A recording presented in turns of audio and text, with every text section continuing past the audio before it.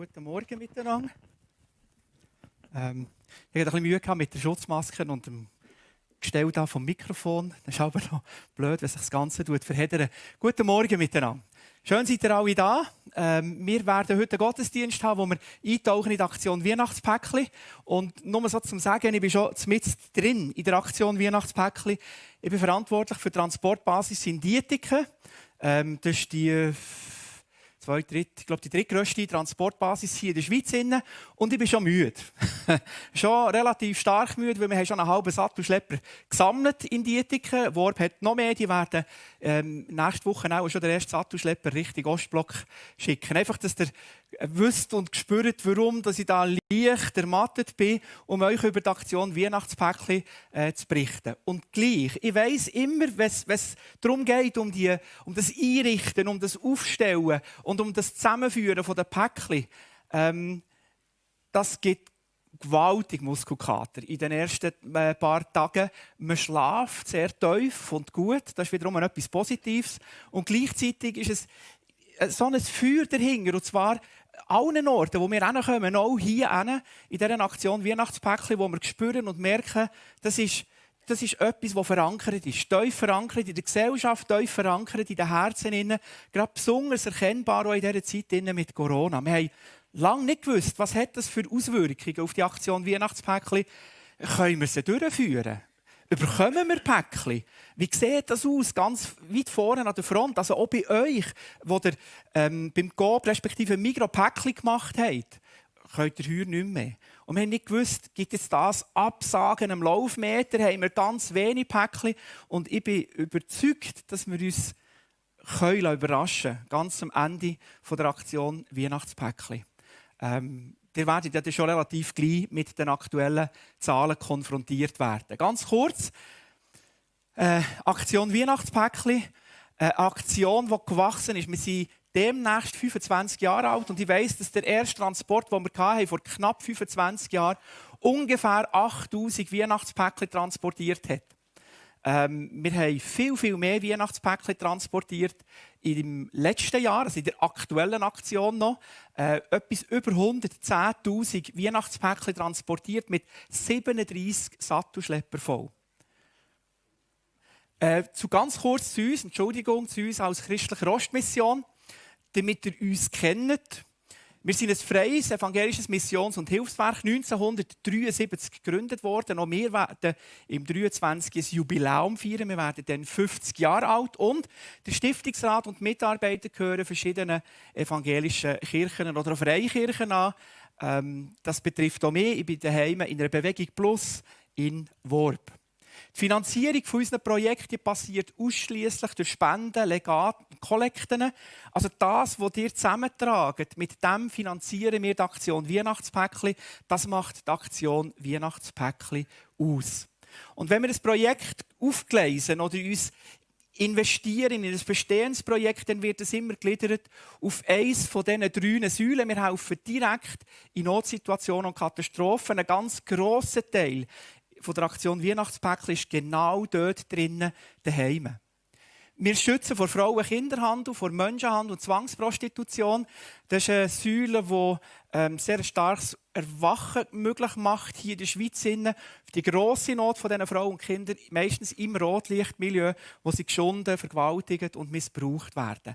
Wir sind sehr, sehr dankbar, dass in der Schweiz immer mehr Kirchengemeinden und Freikirchen aufwachen und so Infos wetten über genau die zweite Säule. Und da sind wir auch sehr dankbar, dass wir seit knapp 20 Jahren in diesem Themenbereich arbeiten und aus diesem Grund heraus noch sehr ein breites Wissen haben können aneignen, was das Thema betrifft. Wir bauen auf durch Bildung und Gewerbeförderung. Tönt auch trocken und sehr theoretisch. Aber es ist tatsächlich eine Säule, die uns hilft, relativ rasch einem breiten Publikum Ethik, Moral von der Bibel in ihrem Geschäftsleben, in ihrem Privatleben zu streuen. Wenn ihr mehr wissen über uns als christliche Ostmission, das ist unsere Homepage-Adresse. Wenn ihr mehr wissen über die Aktion Weihnachtspäckli, seid ihr hier in einer ganz genialen Lage. Ihr könnt nämlich auch ebenfalls die Homepage-Adresse der Aktion Weihnachtspäckli anklicken oder ihr geht direkt auf das dazu. Die weiss nämlich alles, was es zu wissen gilt in der Aktion Weihnachtspäckli. Die Aktion Weihnachtspäckli ist nicht einfach etwas, das wir als christliche Ostmission auf die Beine gestellt haben, sondern es ist ein Konglomerat von 4 Missions- und Hilfswerken. Ihr seht die christliche Ostmission und die ist ein bisschen grösser gestaltet auf dieser Folie. Das hat nicht mit dem zu tun, dass wir besser sind oder grösser oder stärker als die anderen Missions- und Hilfswerke, sondern die christliche Ostmission ist mein Arbeitgeber. Darum habe ich gedacht, ich mache das Logo ein bisschen grösser. Ich arbeite dort als Öffentlichkeitsmitarbeiter seit 2007.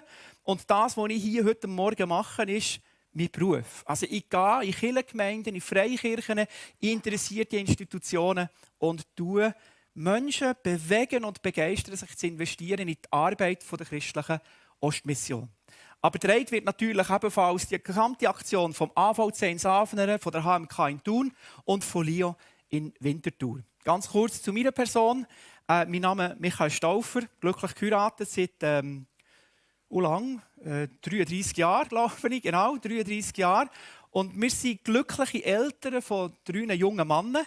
Und seit knapp 2 Jahren, ein bisschen mehr als 2 Jahren, schon Grosseltern. Von einer Liel Maya, ein unglaublich süßes Ding. Und im Juni noch ein zweites Mal Grosseltern geworden von einem John Henry. Und das ist einfach etwas Geniales. Grosseltern sein, das ist der Oberhammer. Wirklich genial. Die 110'000 Weihnachtspäckchen, die habe ich schon mal erwähnt. Das ist das Resultat, das wir hatten, letzte Aktion. Und ich möchte betonen, 37 Sattelschlepper, das sind die richtig grossen Lastwagen, randvoll gefüllt mit Weihnachtspäckchen. Das ist nicht wenig. Und gleichzeitig möchte ich die gesamte Aktion wiederum abbrechen auf genau ein Päckchen. Wenn wir so ein Weihnachtspäckchen dürfen weitergeben an eine Person in den Ländern, die wir jetzt lernen kennen, dann bewegt das die Menschen auf eine besonders tiefe Art und Weise. Wir geben Freude, Hoffnung, Wertschätzung und letztendlich auch ein ganz grosses, massives Zeichen an Liebe weiter. Wir werden oft konfrontiert mit den Aussagen von diesen Menschen, die sagen, aber warum bekomme ich ein Weihnachtspäckchen? Die kennen mich ja gar nicht. Die Person in der Schweiz hat keine Ahnung, dass es mich gibt. Eigentlich sollte ja der Staat für mich schauen. Und dann haben wir die grossen Möglichkeiten, immer wieder auf die grosse Liebe von Jesus hinzuweisen. Dass Menschen hier in der Schweiz genau aus diesem Grund Weihnachtspäckchen machen und wir die dürfen transportieren und weitergeben. 110'100 Weihnachtspäckchen, 37 Sattelschlepper voll Freude, Hoffnung, Wertschätzung und Liebe. In diese Länder gehen eure Weihnachtspäckchen jedes Jahr. Also die Weihnachtspäckchen, die ich erreichen am nächsten Samstag, die werden höchstwahrscheinlich nach Weißrussland gehen. Weißrussland, ein Land, das im Moment gerade ein bisschen Troubles hat und Turbulenzen in der Politik macht uns noch ein bisschen Bauchweh, wie das wird aussehen mit den Grenzübertritten. Aber unser Mitarbeiter, unser Projektleiter Humanitäre Hilfe, der ist Weißruss. Der hat gesehen, im Moment gibt es keine Probleme. Und auf dieser Basis bauen wir natürlich auf. In jedes Land gehen eure Weihnachtspäckchen und mitnehmen möchte ich euch dieses Jahr in die Ukraine. Und ihr seht, dass der Pfeil von der Schweiz in die Ukraine weit geht, bis in den Osten der Ukraine. Es wird im Moment auf verschiedenen Orten gekriegt auf der Welt. Armenien, Aserbaidschan ist sehr stark im Fokus der Medien. Man hat den Konflikt im Osten der Ukraine zwischen den russischen Separatisten und den ukrainischen Streitkräften ein bisschen aus den Augen verloren. Aber nur so zum Erwähnen, da ist Krieg nach wie vor seit 2014. Und in diese Gegend bringen wir eure Weihnachtspäckchen. Ganz kurz zu der geopolitischen Situation der Ukraine. 45 Millionen Einwohner, unglaublich grosses Land. Etwa 14 Mal könnte man die Schweiz platzieren in das gesamte Land Ukraine. Also immense Distanzen, die da vorhanden sind. Und die jüngeren 2 Punkte, das sind die uns sehr bewegt haben, was geheissen hat, wir gehen in den Osten der Ukraine, um die Verteilung der Aktion von den Weihnachtspäckchen zu beobachten. Wir sind oft unterwegs in diesen Ländern. Wir werden konfrontiert mit viel Armut und immer wieder vereinzelt unter einem breiten Teppich von der Armut Personen, Menschen, die wirklich bodenlos arm sind. Dass die noch leben wollen, dass die noch versuchen zu leben, ist für mich immer wieder neu Erstaunlich. Und jetzt kommt die neue Komponente dazu, Krieg. Das ist etwas, das wir Schweizer nicht so tief kennen. Generationen kennen sich noch so aus der Zeit des Zweiten Weltkrieg. Was das bedeutet hat, für mich war das etwas Neues gewesen, Krieg. Und ich war sehr gespannt und auch leicht unsicher, was uns da in diesem Land innen erwarten. Seit 2014 ein Krieg. Offizielle UNO-Zahlen 13'000 Tote, aber die steigen laufend, weil immer noch geschossen wird. Und das hat zur Folge gehabt, dass in dem Gebiet, wo da rot hervorgehoben ist, 1,5 Millionen Menschen keine Heimat mehr hatten und geflohen sind. Irgendwo in der Ukraine oder vielleicht sogar weiter nach Europa oder Amerika. Und schon sind wir jetzt mit drin in Krieg. Sieht urromantisch aus. Das ist ein schönes Waldwägli. Der Krieg, das sieht man nur anhand des Schild auf der linken Seite. Dort drauf steht «Stop Mini». Wir sind mit einem weißen Lieferwagen gefüllt mit den Weihnachtspäckchen, die wir in einem Dorf ganz nah an der Frontlinie verteilen wollten, an diesem Waldweg bleiben stecken. Wir sind also etwa 300 Meter hinten haben wir fahren und dann ist es nicht mehr vorwärts gegangen. Und dann haben wir zuerst noch so ein bisschen probiert, bis es wiederum greift. Das ist übrigens Missionsarbeit, hautnah. Und irgendwann haben wir gemerkt, das bringen wir nicht fertig. Das wird nichts. Und dann sind wir auf die andere Seite des Autos und haben das Auto wieder rausgestoßen aus diesem Morast. Und während dem Rausstossen hat der Chauffeur vom Lieferwagen schon telefoniert mit dem Zivilschutz, mit dem CIMIC, damit die kommen mit ihrem 4x4 Fahrzeug und uns nachher eben hinführen mit den Päckchen zu dem Dorf, wo wir die Weihnachtspäckchen den Menschen weitergeben wollten. Und ganz toll war, dass der CIMIC gekommen ist, innerhalb von ganz kurzer Zeit, mit so einem 4x4 Pickup Mitsubishi. Und dann haben wir die Weihnachtspäckchen umpickt. Ihr seht im Hintergrund noch den Lieferwagen. Und wir haben genau so viele Weihnachtspäckchen drauf tun, wie wir gebraucht haben. Nicht mehr, aber auch nicht weniger. Genau so viel, wie wir können und wollen verteilen, haben wir hinten auf die Brücke gebracht. Und dann musste man alles sauber sichern, damit ja kein Päckchen verloren geht, damit es nicht dreckig wird oder nass wird. Und sehr gut abgebunden, weil der Iger, das ist der Chauffeur, der uns nachher hinten gefahren hat, respektive er hat uns bewaffnet begleitet und der Chauffeur ist dann gefahren nebendran. Der hat uns erklärt, wir müssen so schnell wie möglich durch das Weg durch, das wir vorhin gesehen haben. Weil wir werden immer noch beschossen. Also wenn ein Scharfschütze irgendwie eine schlechte Laune hat, einen Schiessbefehl bekommt, dann werden immer noch Leute erschossen. Ganz ein grosses Handicap war, als wir das Auto hinterher geschoben haben, wieder, dass uns die Begleiter gesagt haben, bleibt auf dem Weg. Ja, nicht links und rechts vom Weg fortgehen. Wir mögen euch noch erinnern an die Schildchen, Stopp, Minen.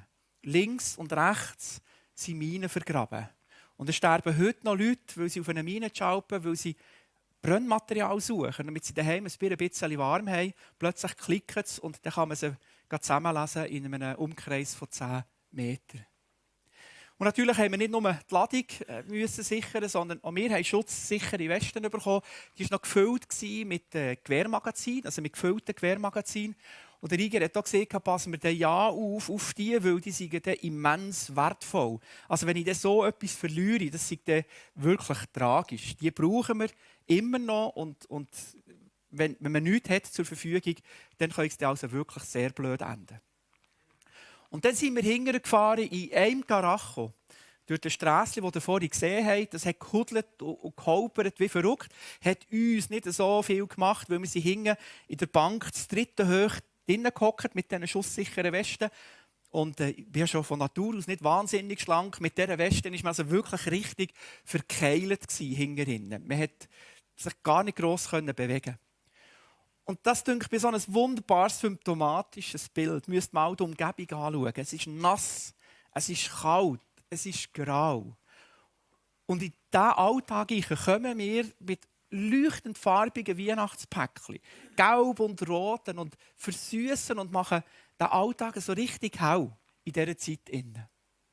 Für diese 2 Männer, da sieht man einfach, was das für eine Freude bedeutet, wenn sie ihr Weihnachtspäckchen in Empfang bekommen. Sie haben 2 Weihnachtspäckchen, weil daheim natürlich noch die Ehefrau wartet. Also auch sie bekommt ein Weihnachtspäckchen. Aber die grosse Freude, die sieht man einfach in dem Lachen von den Gesichtern von diesen 2 Männern. Das ist der Alltag. Also jetzt nicht nur die Wäsche hängen, die man tumblermässig aufgehängt hat zum Trocknen, sondern auf diesem Bild versteckt sich eine Dusche. Seht ihr irgendjemand? Eine Dusche. Gell? Ein bisschen Leute, dass wir es alle hören.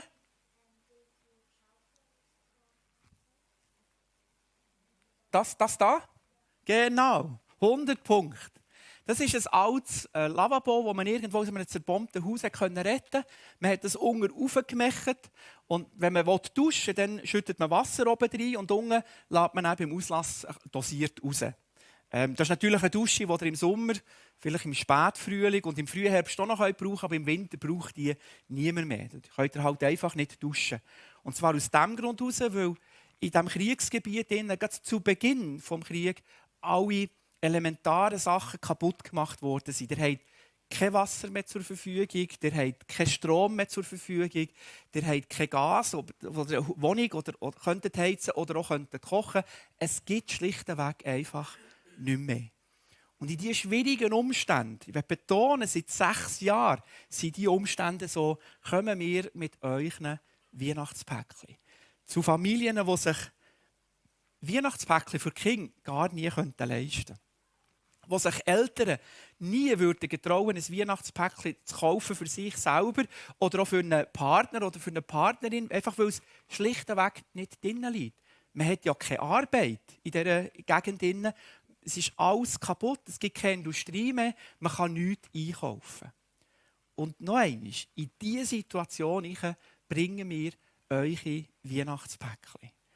Es ist immer oder oft so, dass eine leisige Skepsis vorhanden ist, wenn wir auftauchen mit Fotoapparat, mit Notizpapier und nachher so komische Fragen stellen in einer Sprache, die absolut unverständlich ist. Und sobald nachher die Begrüßungen durchgegangen sind und man ein paar Höflichkeitsworte austauscht hat und das Kommando gibt, jetzt dürft ihr auspacken, ab diesem Zeitpunkt wird es nachher sehr, sehr, sehr lebendig. Dieser Bübel hier, der hat die Skepsis lang behalten.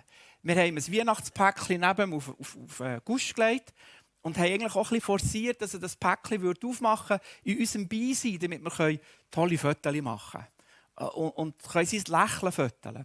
Und wir haben auch ein bisschen zu fest forciert, weil er hat jetzt einfach nicht wollen und ist schon fast den Tränen nach gewesen. Und wir haben gemerkt, jetzt müssen wir bremsen, jetzt machen wir auch nichts mehr. Aber seine Schwester, wir lernen sie dann noch ein bisschen besser kennen, hat ihr Weihnachtspäckchen aufgemacht und voller Freude gezeigt, was sie alles drinnen gefunden hat. Unter anderem eben auch so einen Lastwagen. Und als er gemerkt hat, man sieht es schon, es ist nicht im Ganzen so grosse Skepsis vorhanden, als er gemerkt hat, was in diesen Weihnachtspäckchen alles zum Vorschein kommt, hat er doch langsam aber sicher angefangen, sein Weihnachtspäckchen aufzutun. Und in seinem Weihnachtspäckchen hat er einen Backer gefunden, der vom gleichen Hersteller kommt. Für ihn ist das ein Weihnachtsfest. Und da bin ich wirklich fest davon überzeugt, das er nie wird vergessen wird. Sein Leben lang nie wird vergessen. Und da sieht man nachher auch die Freude und die Skepsis, die er verliert. Das war einfach wirklich etwas phänomenal Schönes. Ich möchte betonen, wenn ihr euch nicht engagiert in der Aktion Weihnachtspäckchen, dann könnten wir keine Fotos machen. Wir könnten keine Lebensgeschichten zusammenstellen. Wir könnten euch nicht besuchen und euch über die Aktion Weihnachtspäckchen erzählen. Aus diesem Grund gehört euch ein riesengroßes Merci, ein Dankeschön für euer Engagement, damit wir diesen Menschen zeigen können, sie sind nicht vergessen.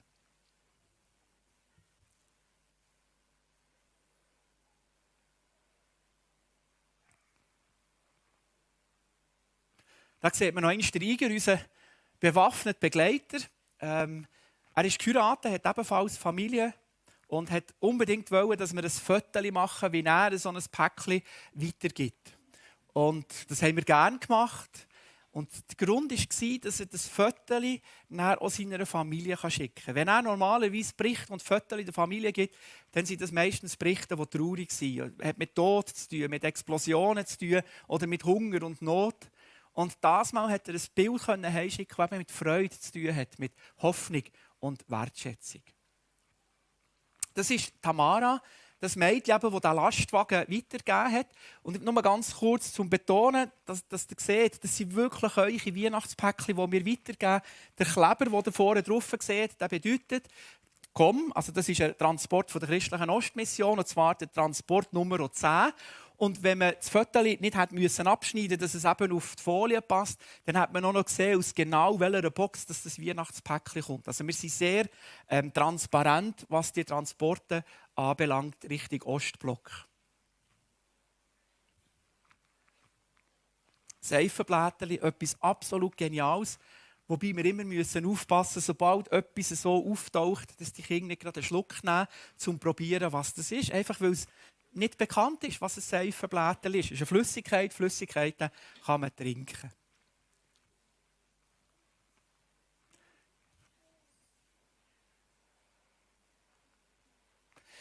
Das, was ihr hier seht, ist ein Erwachsenenpäckchen. Wir kommen noch ganz kurz auf die Päckcheninhalte zu reden. Da drin sollten sein 4 Kilogramm Grundnahrungsmittel, vielleicht noch ein Shampoo, Ansichtskarte, Kugelschreiber, eine Schere, eine Kerze, was auch immer. Und ich werde das in keiner Art und Weise schlecht machen, weil die Person, die das Päckchen gemacht hat, primär mal etwas Gutes machen. Nichts Böses. Aber wenn wir Päckchen feststellen, in dieser Grössenordnung und merken, das kann nicht das drin sein, wo rein muss, dann tun wir die dezent auf die Seite, nehmen die zurück auf Worb und sie dort umpäckeln. Da drin waren Ferrero Rocher Kugeln. Ich nehme an, das ist ein Begriff. So Praline, schöne goldiges Papier eingeleiert. Und die sind dann nicht etwa bei uns in der Cafeteria gelandet, dass man sie selber nehmen, sondern die sind wirklich gegangen in den Keller.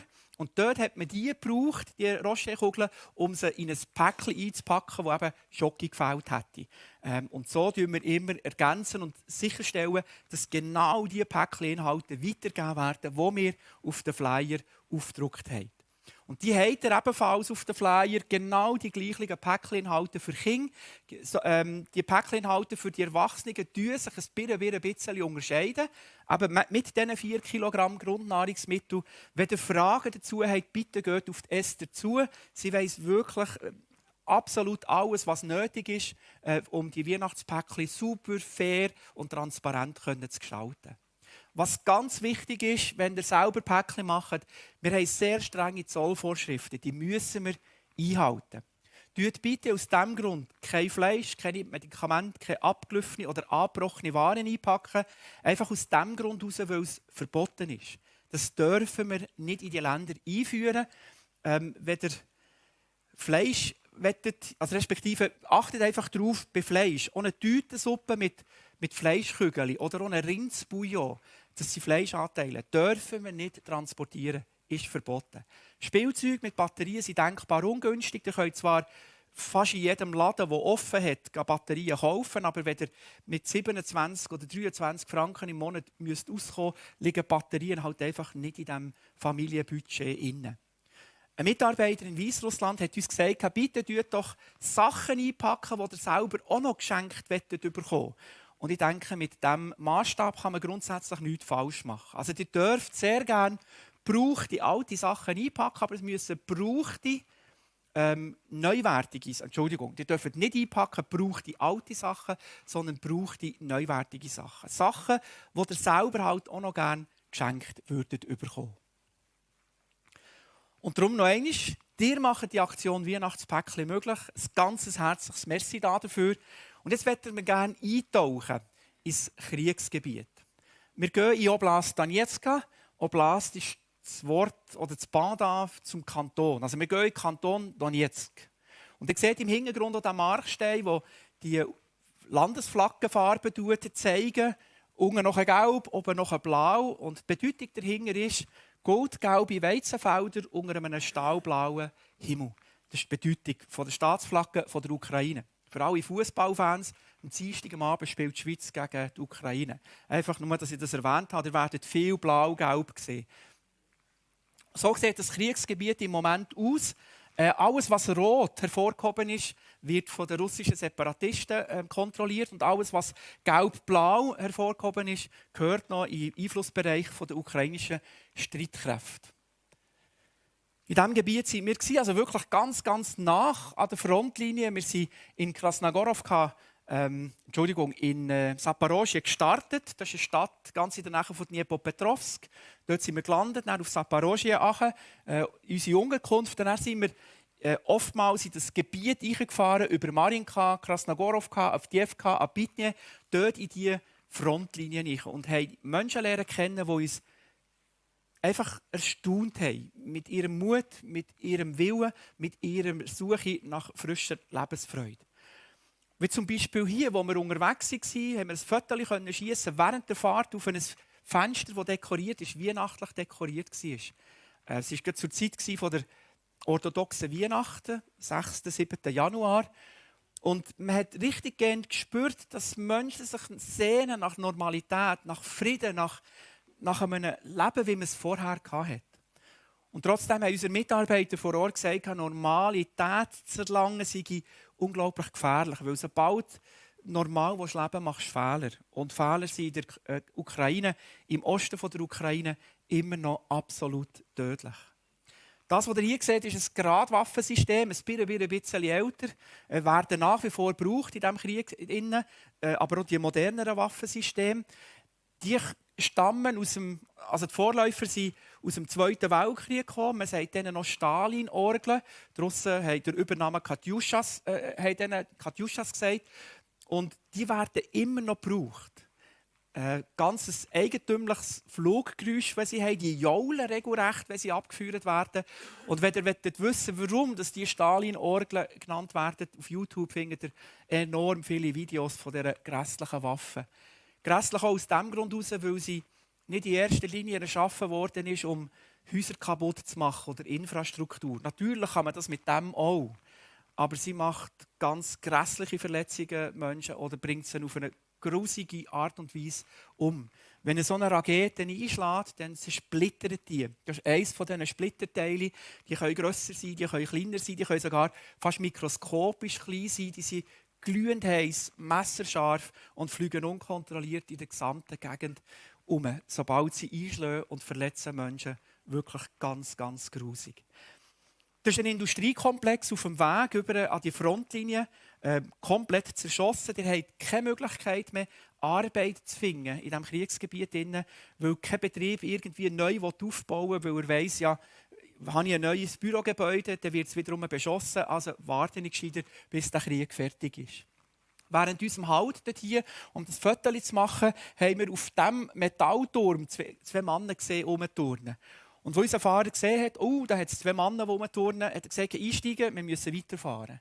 Und wir haben das zuerst gar nicht begriffen. Aber er war wirklich sehr hektisch und nervös und gesagt, wir müssen einsteigen und weiterfahren. Und so sind wir weitergefahren Richtung Frontlinie. Das, was ihr hier seht, ist ein Schulhaus, geschützt mit Sandsäcken, aufgeschichtet auf der Fensterbank. Und zwar auf diese Höhe, damit Scharfschützen die Kinder nicht entdecken, hinten dran. Also sie können niemanden in ein Fadenkreuz nehmen. Es wird aber nach wie vor geschossen. Ihr seht das so an den Einschusslöchern, an den Scheiben oder in den Fassaden hinten. Und die Scharfschützen machen das, um das Kind, um die Lehrkräfte einzuschüchtern und dann einzuimpfen, wenn wir nicht wollen, dann kommst du heute nicht mehr heim. Und dieser Druck, diese Angst, die spürt man an allen Orten. Auf den Strassen, auch in den Häusern vom Osten der Ukraine. Eine Bank, weder Einzahlungen noch Auszahlungen, die ihr dort beziehen oder tätigen, komplett zerschossen. Und auch wenn ihr eine Rente zu gut hättet vom Staat, wie kommt ihr an diese Rente hin? Es ist also unglaublich schwierig, in diesem Ostblock, im Osten der Ukraine zu überleben. Das ist eine Gastransportleitung, wie schon erwähnt. Man hat alle Infrastruktur zu Beginn des Krieges kaputt gemacht. Die macht man ganz einfach kaputt. Die fahren mit dem Maschinengewehr runter und wieder rauf. Und dann ist das Rohr abeinander. Ganz zu Beginn hat man noch versucht, die zu flicken. Hat die Monteurengruppe hingeschickt, damit sie alles muffen und schweissen. Und als die nachher nicht mehr heimgekommen sind, weil sie eben erschossen worden sind von Scharfschützen, ist dann niemand mehr gegangen, die Rohr flicken. Ein grosses Problem auch für Leute, die verwundet irgendwie auf der Straße liegen oder daheim sind, weil sie von einem Splitter getroffen worden sind. Es fährt keine Ambulanz, solange geschossen wird. Also ihr könnt daheim, wenn ihr getroffen seid, an einem ungünstigen Ort daheim einfach verblüten. Das Wohnsilo, auch da Einschusslöcher, eine absolute Bauruine. Und es ist, also ich komme vom Bau, ich wage mir jetzt die Behauptung aufzustellen, das ist ein Gebäude, das ist seit 6 Jahren so offen. Da hat es reingeregnet, es friert, es wird nicht geheizt, es wird wieder warm drinnen. Das ist ein Gebäude, das könnt ihr nicht mehr sanieren. Das ist einfach kaputt. Wenn der Krieg fertig ist, muss man das abbrechen und muss man das neu bauen. Ob das der Ukraine gelingt, derige immense Investitionen zu tätigen, das weiss ich nicht. Ganz zu Beginn, als das Säbelrasseln war, von diesen 2 verfindeten Polen, haben alle Menschen gedacht, die geflohen sind, innerhalb von 3-4 Tagen haben sich die geeinigt. Und dann können wir wieder heim. Und sie haben das Nötigste mitgenommen. Ein paar Kleider, vielleicht etwas weniges Geld, vielleicht etwas weniges zu essen und sie geflohen. Und seit 6 Jahren können sie nicht mehr in ihre Häuser zurück. Und werden bedürftig und aus diesem Grund auch verletzlich als Flüchtling in der näheren Umgebung um Zaporozhye herum. Das ist eine Eisenbahnstrecke, zugemacht mit einem Erdhaufen. Das sieht jetzt nicht unglaublich dramatisch aus, aber da fährt kein Zug, weil es geht niemand fortschaufeln. Noch einmal, sobald jemand sichtbar ist, kann der Ring als Ziel aufgefasst werden von Scharfschützen. Die sind wirklich allgegenwärtig. Und wenn man mit einer Lok durch wette, dann muss eine Lok so stark verlangsamen, dass man noch einen Lokführer ins Fadenkreuz nehmen könnte. Und noch einmal, das ist Tamara, die Schwester, die den Lastwagen freizügig weitergegeben hat. Schaut noch die Wollenkappe, die sie anhat, liebe Lismi-Frauen hier innen. Herzlichen Dank für euch ein tatkräftiges Mithelfen.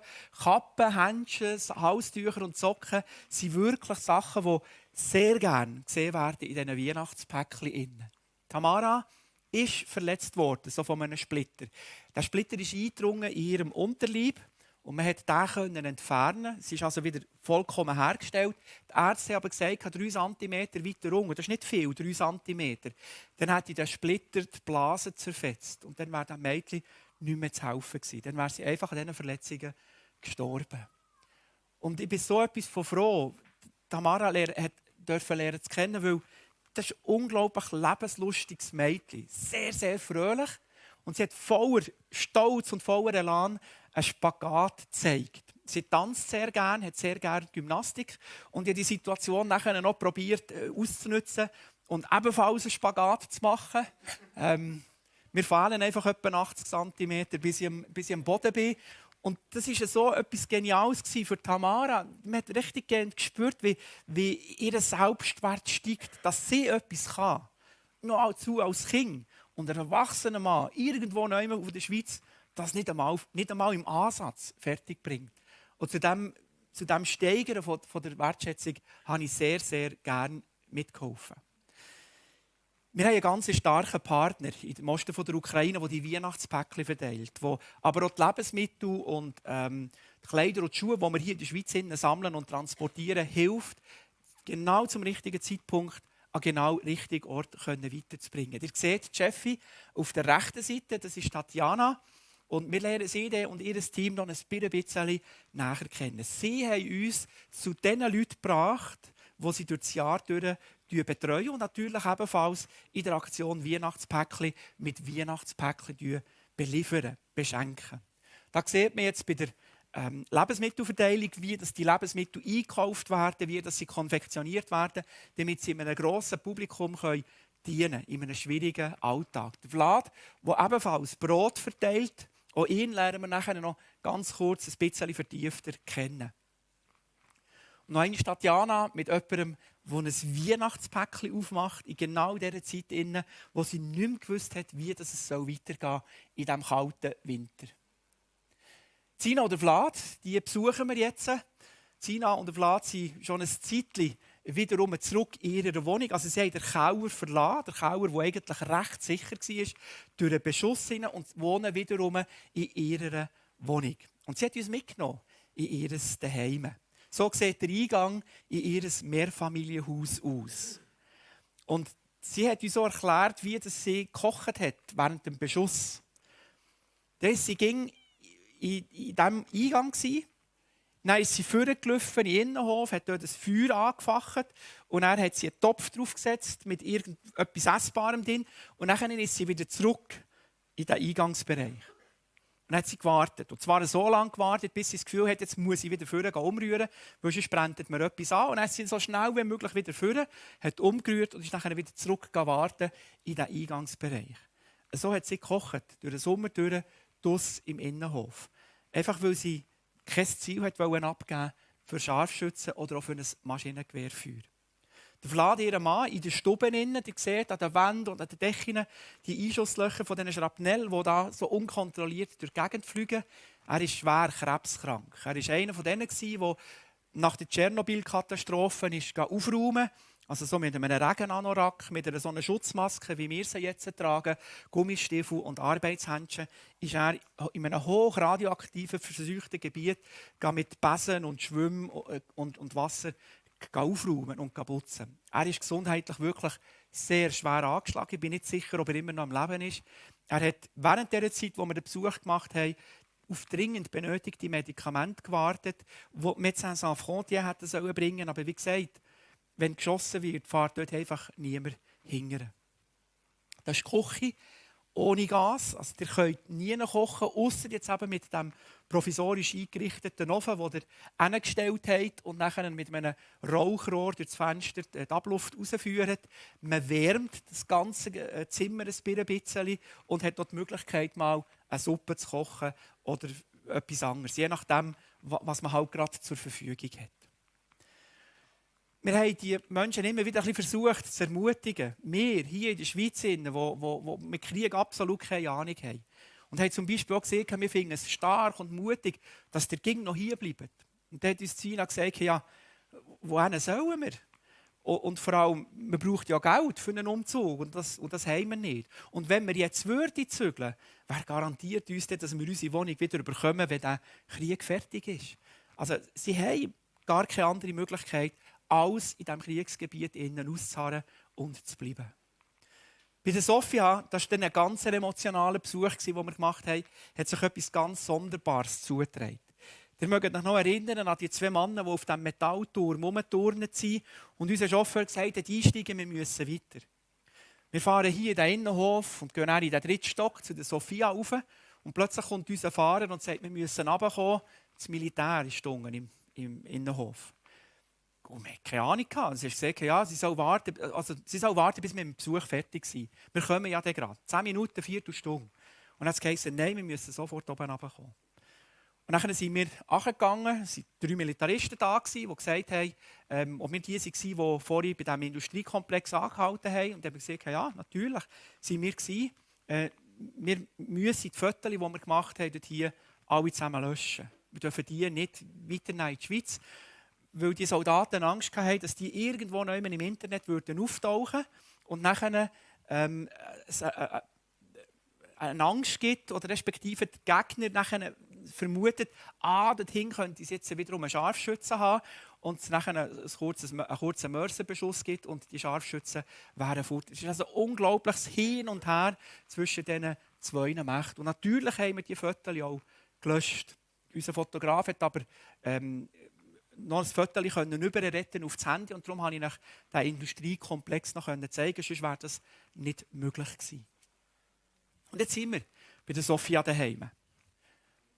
Sie hat knapp eine Woche, bevor wir sie besuchen, oder Tatjana angerufen und gesagt, ich habe einfach, also meine Winterschuhe sehen aus wie Sandalen. Hättest nicht irgendetwas in dieser Grösse, die ich habe, damit ich wieder mal raus kann und vielleicht mit einem Besuch machen kann bei irgendjemandem, damit ich nicht kalte und nasse Füße bekomme.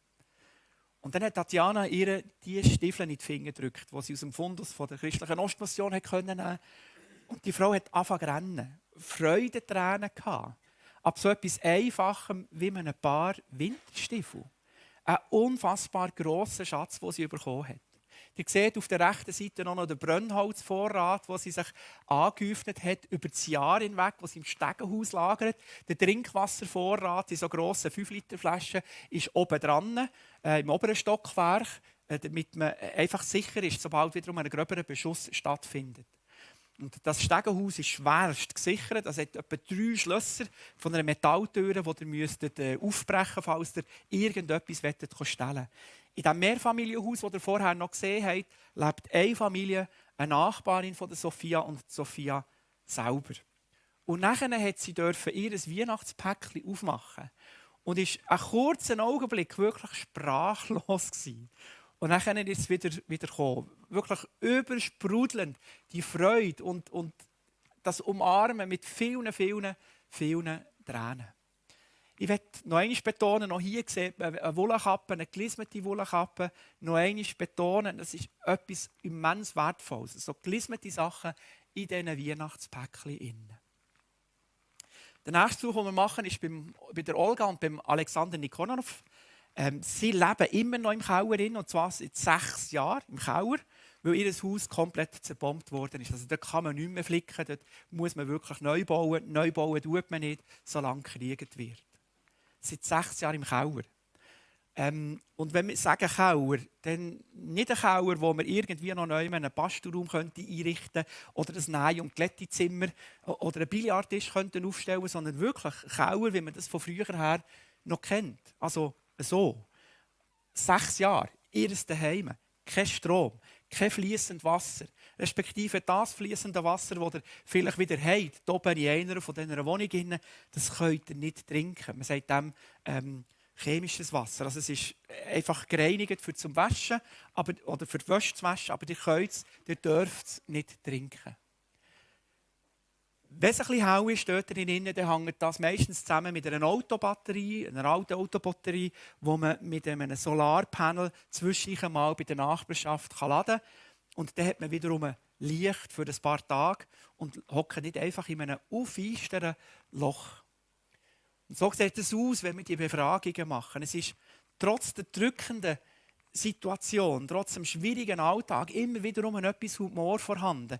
Ich glaube, das ist etwas, was man sich muss aneignen muss, um nicht in eine Depression zu verfallen. Die Olga war eine Lastwagenchauffeuse, eine Garchauffeuse. Sie ist pensioniert. Und zu Beginn des Krieges hat sie mit ihrem Auto, sie hatte so einen Bus, Schulkinder evakuiert. Also sie hat sie von den Schulhäusern, wo geschossen worden ist, fortgenommen und in sichere Ortschaften weitergebracht. Und sie hat gesagt, die letzte Fahrt, die sie gemacht haben, dass sie mit einer Ladung Schulkinder gefahren in ein sicheres Gebiet, wollte ein sicheres Gebiet erreichen. Und dann kommen ihnen auf Augenhöhe, also leicht höher als Augenhöhe, 5 Kampfhelikopter entgegen. Das muss eine ganz blöde Situation sein. Der Bus voller Schulkinder und da kommen hoch, schwer bewaffnete Kampfhelikopter mit einer immensen Feuerkraft, die da entgegenkommen. Und sie hat lange nicht gewusst, sieht uns irgendeinen, dreht irgendeinen und nimmt uns unter Beschuss. Die sind aber alle so schön langsam weitergeflogen Richtung Frontlinie und plötzlich hat es einfach klepfen und tatschen und es hat Explosionen gegeben. Aber ihr und ihren Schulkindern ist nichts passiert und sie hat die Schulkinder ausladen. Und ab dem Zeitpunkt, wo der Bus leer war, ist dann die ukrainische Armee gekommen und hat das Fahrzeug konfisziert, weil man kann auch mit einem Bus Soldaten hervorragend transportieren. Und nachher hat sie sich ebenfalls eingetaucht in ihr Weihnachtspäckchen. Und auch da, die riesengroße Freude, ich weiss nicht, wann dass sie das allerletzte Mal Kaffee hatte. Das kann ich mir gut vorstellen. Die nächsten 2-3 Wochen macht sie sich keine Sorgen mehr, wie das so ein Kaffee schmeckt, sondern genießt einfach. Das ist der Eingangsbereich, wo es dann nachgeht, da in den Keller. So sieht das aus. Das ist übrigens ihr Mann. Er ist verantwortlich für das Brennmaterial. Er ist ebenfalls mal so auf eine Mine geschalpert. Er hat aber gesehen, es sei Gott sei Dank eine Panzermine gewesen und die lösen anders aus. Also mit einem anderen Gewicht die auslösen als eine normale Personenmine. Aber 2 Tage vorher, bevor ihm das passiert, sind 2 junge Nachbarsmannen beim Brennholz suchen auf eine Mine geschalpert und beide haben es gerade tot. Der letzte Besuch, den wir machen, ist der bei der Tatjana Anatolievna. Es war ein kurzer Besuch. Wir waren ja verspätet, weil wir die Päckchen umladen mussten. Wir fahren also auf dieser Straße hinterher zu ihr, parkieren das Auto, steigen aus und schon kommt sie zu Gumpen. Und sagt, parkieren nicht da, fahren hinter das Haus. Einfach so, dass die Scharfschützen nicht sehen von der gegenüberliegenden Seite. Und dann hat der Chauffeur das gemacht und wir sind natürlich auch langsam aber sicher in Windschatten oder in Sichtschatten von diesem Haus gelaufen. Und sie hat uns erklärt, dass gerade einen Tag vorher ihr Nachbar erschossen worden ist von einem Scharfschützen. Er wollte nur eine Zigarette rauchen draussen. Einfach eine gewisse Normalität haben. Kommt ins Fadenkreuz, es wird abgedrückt, peng, der Mann ist tot. Nur weil er draussen eine Zigarette rauchen. Und dann hat dann der Vlado gesagt, und ich denke, das braucht irgendwie diesen Galgenhumor, Rauchen ist halt gefährlich. Und wir haben nachher gehört, wo wir ihre Lebensgeschichte mitbekommen haben, wo wir die Weihnachtspäckchen abgeben dürfen, es wird wieder geschossen. Es war etwa 3:30, und das haben uns eigentlich unisono alle Leute gesagt, wenn wir gefragt haben, ja, wird ja noch geschossen, dass dieser Zeitpunkt meistens wieder ein Beschuss anfängt. Interessant ist schon, dass Frauen, die gerne, hier gibt es Frauen, die gerne lesen. Und die Frauen, die in diesem gleichen Alter sind, im Osten der Ukraine, das sind die Frauen, die wissen genau, was für ein Beschuss das im Moment stattfindet. Die können euch sagen, anhand vom Anfluggeräusch, das sind jetzt Katjuschas, das ist ein Mörserbeschuss, das ist ein Scharfschützengewehr oder ein normales Gewehr. Das wissen die. Unglaublich. Das Wissen, das man sich aneignet, um zu überleben im Kriegsgebiet. Und als wir diesen Beschuss gehört haben, für uns Schweizer ist ja Schiessen nicht ab der Welt. Bei uns wird auch fleissig geschossen. Allerdings wissen wir, dass man vom Schützenhaus zum Scheibenstang hinterher schiesst. Und hier eben nicht. Hier wird wirklich geschossen in Gebieten, die bewohnt sind. Und dann hat man nachher wiederum schnell gemerkt, dass unser Chauffeur sehr unsicher wird, sehr nervös wird und sagt, einsteigen, jetzt müssen wir heim, damit wir einfach innerhalb von ganz kurzer Zeit wiederum aus diesem Krisengebiet draussen sind.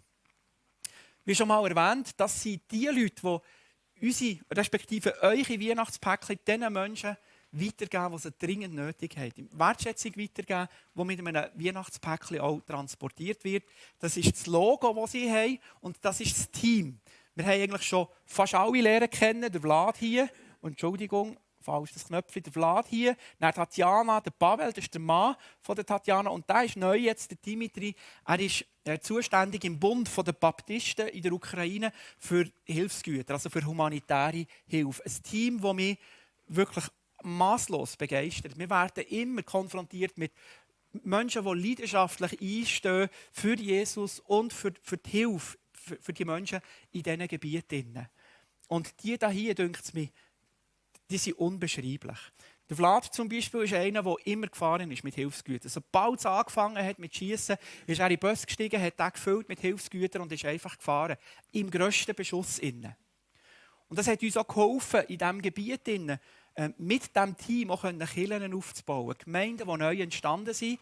Und zwar einfach aus dem Grund heraus, weil die Leute gesagt haben, er ist gekommen, wo es uns schlecht gegangen ist. Wo alle anderen gesagt haben, wir kommen dann, wenn es wieder sicher ist er immer gefahren. Er hat eine unglaubliche Vertrauensbasis aufbauen durch das, was er gemacht hat, ganz zu Beginn des Krieges. Und der Dimitri hat eine sehr gute Verknüpfung über ins Baptistennetzwerk. Er hat uns auch erklärt, dass er mal unterwegs war, ungefähr 120 Kilometer von Zaporozhye entfernt, und hat dort einem Pastor erklärt, wie die Menschen leiden im Osten der Ukraine. Und dann hat der Pastor gesagt, das habe ich nicht gewusst. Immer wenn im Fernsehen oder im Radio etwas geredet wird, dann geht es dort darum, wir haben wieder 5 Meter gewonnen. Wir haben wieder den Find zurückweisen. Aber man liest nie oder hört nie etwas über die Not der Menschen. Und dann ist der Pastor, wo der Dimitri wieder zurückgefahren ist, zurück nach Zaporozhye, nicht untätig gewesen. Er hat plötzlich angefangen zu telefonieren in seiner Gemeinde, alle Gemeindemitglieder engagiert, mitzuhelfen. Geht etwas, das ihr nicht mehr braucht, geht vielleicht auch etwas, das ihr noch brauchen könntet. Ich bringe das nach Zaporozhye City Aid Center.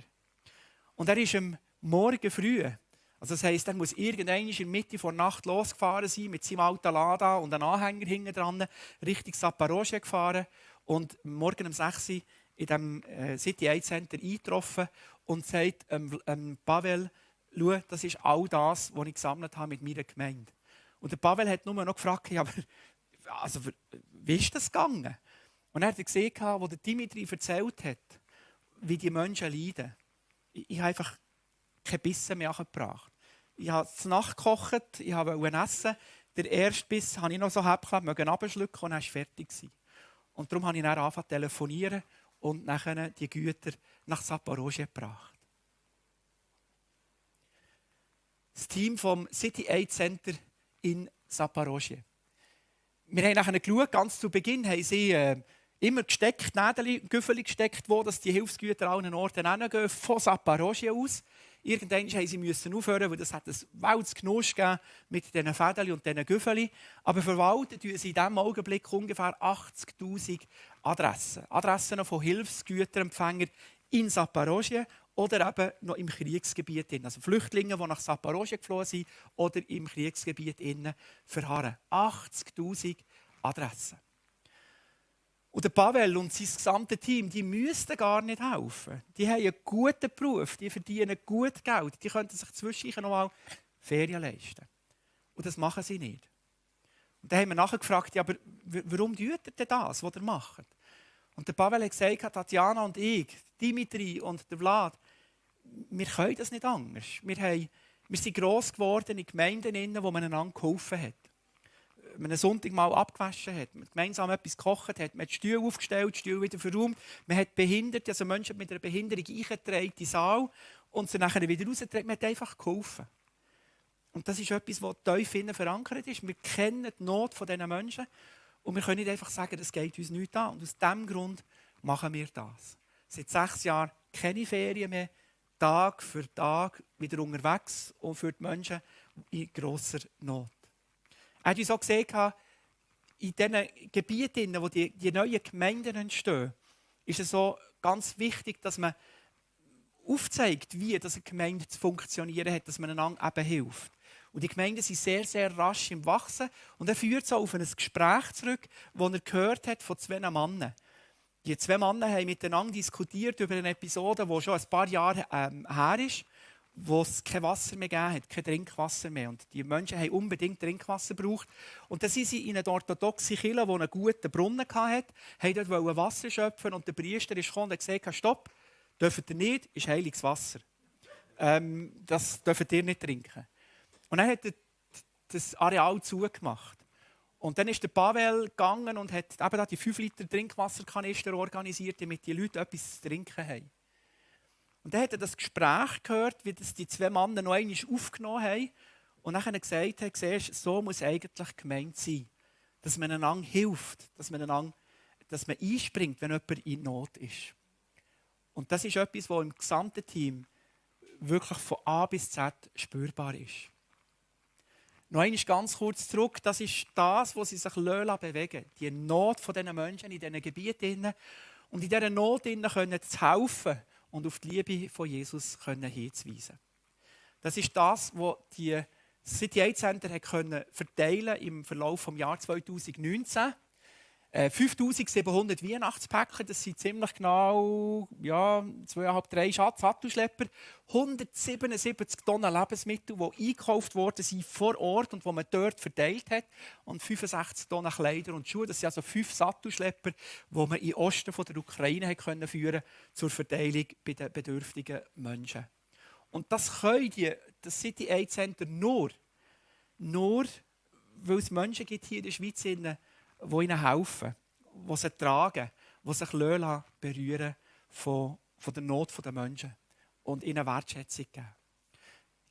Der Spruch, werdet nicht müde, Gutes zu tun, es wird eine Zeit kommen, in der ihr eine reiche Ernte einbringt, gebt nur nicht vorher auf, ist das, was sie an ihrem Auto angeheftet haben. Werdet nicht müde, Gutes zu tun.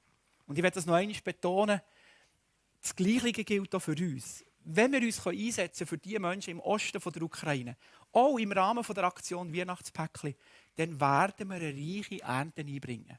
Geben wir also einfach nicht auf. Es gibt verschiedene Möglichkeiten zu helfen. Esther wird euch noch mitnehmen nachher in die Aktion Weihnachtspäckchen. Wenn ihr jetzt denkt, mal das City Aid Center, das möchte ich auch gerne über das Jahr ein bisschen wissen, wie das funktioniert und läuft, mit was für Schwierigkeiten dass sie konfrontiert sind, mit was für Möglichkeiten dass sich ihnen auftun, dann gibt es die Möglichkeit, hinten beim Büchertisch sich auf einer Liste einzutragen mit dem Signet «Hören». Und wenn ihr euch dort eintragt mit Postadresse und E-Mail-Adresse, dann würde das bedeuten, dass wir unsere Hauszeitschrift, die Ostvision, euch gratis zuschicken dürfen. Einmal im Monat. Und die sind automatisch verbunden mit allen Projekten der christlichen Ostmission.